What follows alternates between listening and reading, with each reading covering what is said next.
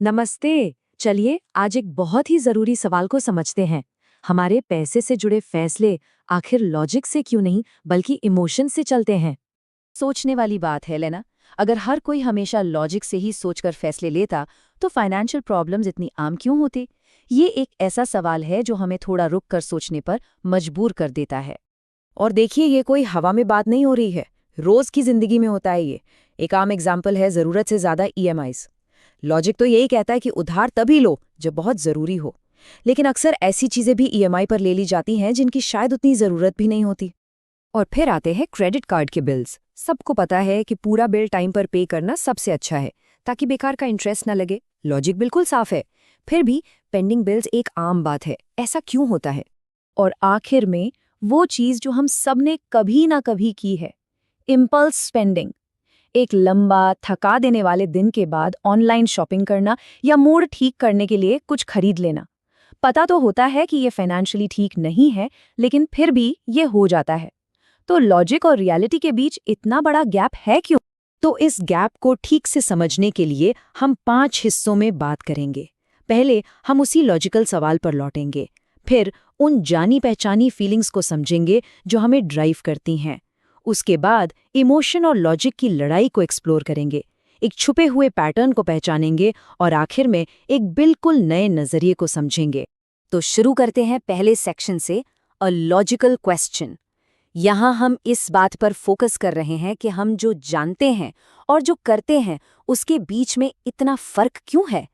ऐसा नहीं है कि लोगों को पता नहीं कि क्या सही है। प्रॉब्लम नॉलेज की नहीं, एक्शन की है।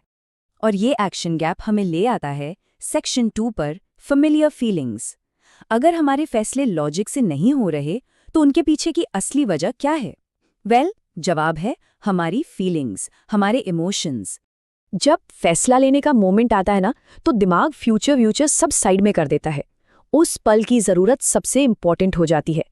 जब हम थके होते हैं तो हम आराम यानी कंफर्ट ढूंढते हैं। जब स्ट्रेस में होते हैं तो हमें राहत यानी रिलीफ चाहिए होता है। और जब कंफ्यूज्ड होते हैं तो हम सबसे आसान रास्ता चुनते हैं। और उस पल में दिमाग में एक ही आवाज आती है ना, अभी ले लेते हैं, बाद में हैंडल कर लेंगे, या फिर अभी मूड ठीक करने की जरूरत है। ये आवाज लॉजिक की नहीं, उस पल की जरूरत की होती है। और मजेदार बात पता है क्या है? उस लम्हे में वो फैसला गलत लगता ही नहीं, वो उस वक्त की थकान, स्ट्रेस या कंफ्यूजन का एक परफेक्ट सोल्यूशन लगता है। एक इंस्टेंट फिक्स जैसा फील होता है। प्रॉब्लम उस मोमेंट में नहीं होती, प्रॉब्लम तो बाद में शुरू होती है। तो यहां से हम इस पूरी बात के सेंटर पॉइंट पर आते हैं, इमोशन वर्सेस लॉजिक। हर फैसले के अंदर ये दो ताकतें एक दूसरे से टकराती हैं। चलिए इनके रोल को ठीक से समझते हैं।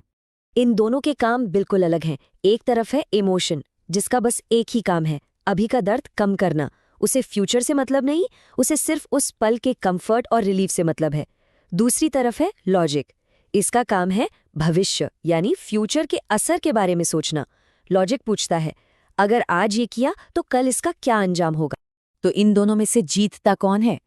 जब भी इमोशन का लेवल ऊपर जाता है, मतलब जब हम बहुत थके, स्ट्रेस्ड या दुखी होते हैं, तो हमारा लॉजिकल दिमाग स्लो हो जाता है। इमोशन ड्राइवर सीट ले लेता है और लॉजिक पीछे बैठ जाता है।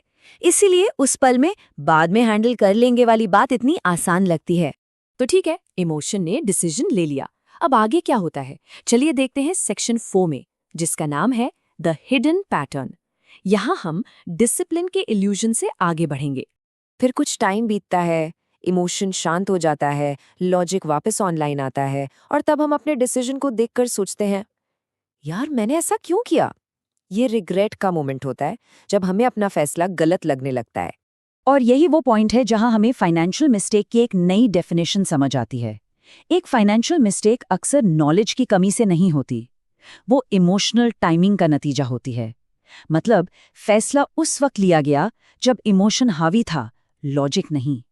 असली गलती डिसीजन में नहीं, बल्कि डिसीजन लेने की टाइमिंग में थी। इस रिग्रेट के बाद हमारा पहला रिएक्शन क्या होता है? हम खुद से कहते हैं, मुझे ना बस थोड़ा और डिसिप्लिन्ड होने की जरूरत है। हम सोचते हैं कि ये विल पावर की कमी है। लेकिन असल में हम एक बहुत जरूरी स्टेप मिस कर रहे होते हैं। डिसिप्लिन से पहले आती है अवेयरनेस यानी जागरूकता।